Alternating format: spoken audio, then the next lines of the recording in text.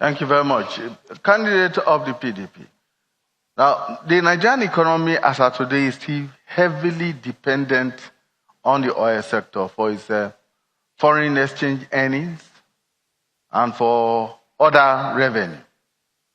Now, what is or what will be your strategy for economic diversification? Because we have talked, government after government have talked about diversification of the economy. But each time we have seen not real effort at diversification. What will be your government's strategy? You just said it, there's no real effort in doing that. You have to look at the components of your contribution of various sectors to your GDP. And if you look at it, one component needs to be tackled: manufacturing. No country that is doing well, if you look at the GDP of China, 40% is from manufacturing. Indonesia, 40%. Malaysia, 40%. Even in the Western world, yours is under 8, and your factories are closing down. So you need to reverse that and you need to support your SMEs properly. Not just saying, I will support them, but to do it more efficiently. You can look at your loan portfolios.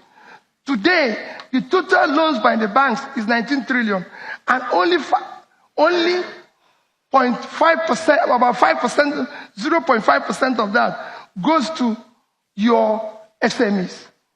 When in other countries, it's about 20%.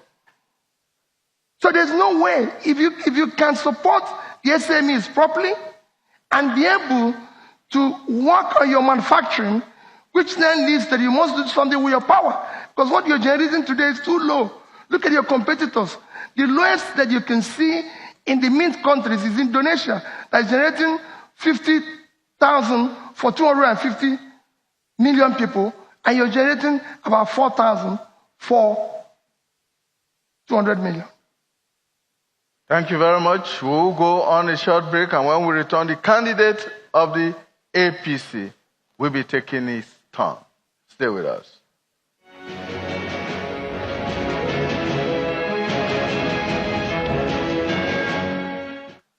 Welcome back, and thank you so much for your time. Let me make another appeal to our audience, the studio audience here. Please do not cheer and do not jeer at anyone. In fact, if you do, I will have no choice but to stop the candidate who is speaking and allow you to continue the cheering or jeering, and then after that, he or she will continue, because you eat into their time when you do that. Thank you very much for respecting the rules and the guidelines of this debate. Thank you. Time now to turn to the candidate of the All Progressives Congress. And with a real GDP growth rate of 1.8% and a population growth rate of 3%, there is an indication that the poverty condition in the country may further deteriorate. What needs to be done? What should be the response? First, let me say that our GDP has grown consistently in the past 6 quarters. It's continued to grow, and it will continue to grow. The trajectory is upwards, clearly. The second thing to note is that we are lending, and because MSMEs are extremely important, small business is extremely important, including petty trading. We are lending the highest ever to small business in Nigeria, beginning with the government enterprises and promotions, and government enterprises and empowerment scheme, where we're doing about 35 billion in the cycle. BOI is doing about another 20 billion. Aside from that, we're obtaining from the AFDB $500 million for entrepreneurship, just entrepreneurship. This is the highest lending ever to the MSME sector.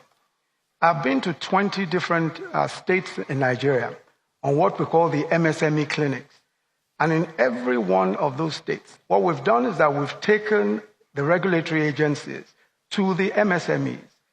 And we've set up in many of the states, a one-stop shop where the regulatory authorities function. Because one of the chief problems that MSMEs have is access to the regulatory authorities and answers to their various questions. Now that is being done. In addition to that, we've set up shared facilities in several different states. A shared facility is a place where you provide equipment, where you provide machinery that the small business cannot afford. And then the small businesses come and use it and share it. We've also put power. Infrastructure, as I said, is critical. We put power in markets just so as to be able to encourage small business. In our area market, for example, in Abia State, we now have there a 2 megawatt power plant which just supplies the market aside from solar facilities there. And that's what we've done also in Sabongari Market in Kano and several other places where we put infrastructure. Infrastructure is key to all of these things. Thank you. Candidate of the ANN.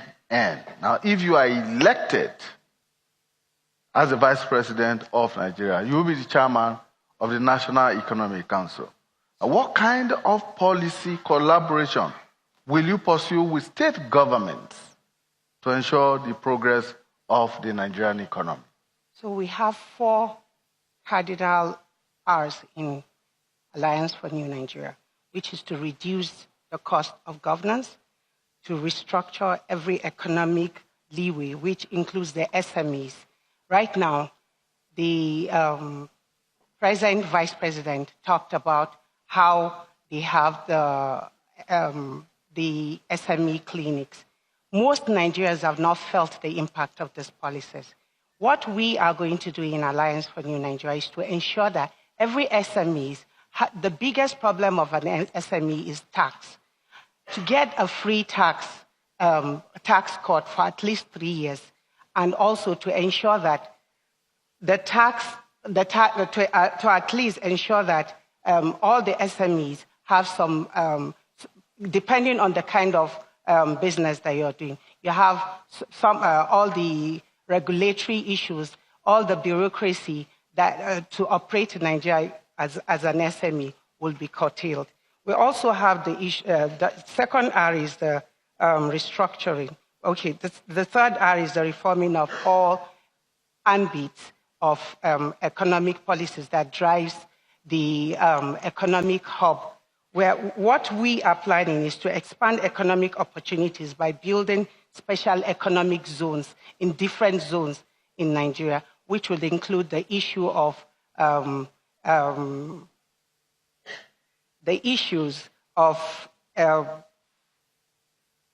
issues that we highlighted earlier on about the commercial hubs, which will reduce the bureaucracy of going to export it, also having the hubs around. We're also going to talk about the third R, which is the reorientation of our minds to ensure that policies of economic nature. Thank you very much.